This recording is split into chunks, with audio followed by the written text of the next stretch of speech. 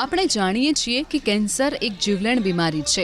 શું તમે જાણો છો કે ભારત વૈશ્વિક સ્તરે સૌથી વધુ કેન્સર મૃત્યુદર ધરાવે છે? ચિંતાનો વિષય એ છે કે ભારત એ દેશોમાં સામેલ થઈ રહ્યું છે જે વિશ્વમાં કેન્સર કેપિટલ છે।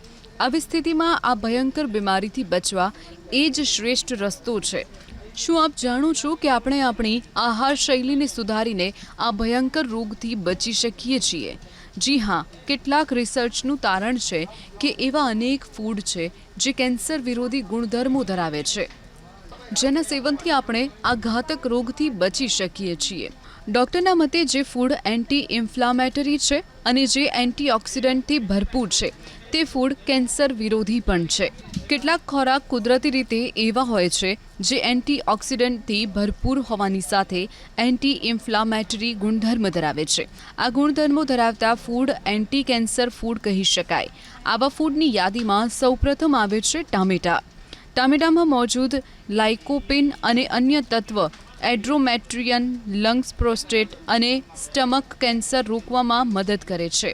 અખરોટ પ્રોટીનનો ઉત્તમ સોર્સ છે। અખરોટ એન્ટીઓક્સિડન્ટનો પણ ખજાનો છે જે કેન્સર સેલ્સને એકઠા થતાં રોકે છે। અખરોટ કેન્સર ટ્યુમરને બનતા રોકે છે।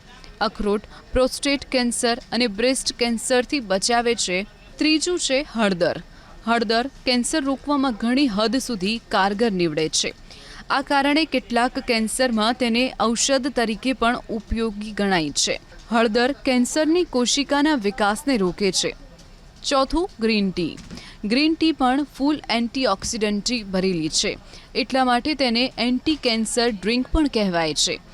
ગ્રીન ટી લીવર, બ્રેસ્ટ, પેનક્રિયાઝ, ફેફસા અને સ્કિન કેન્સર રોકવામાં મદદ કરે છે। અને પાંચમું છે લસણ। લસણમાં એલિયમ સંયોજન હોય છે જે શરીરમાં કેન્સર વિરોધી એક્ટિવિટી કરે છે।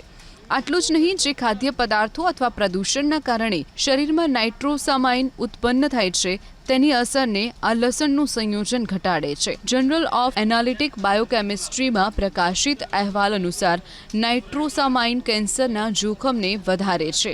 લસણ આ રીતે કેન્સરથી બચાવે છે। હેલ્થ, લાઇફસ્ટાઇલ અને અન્ય અપડેટ્સ માટે આપ જોતા રહો એબીપી અસ્મિતા યુટ્યુબ ચેનલ।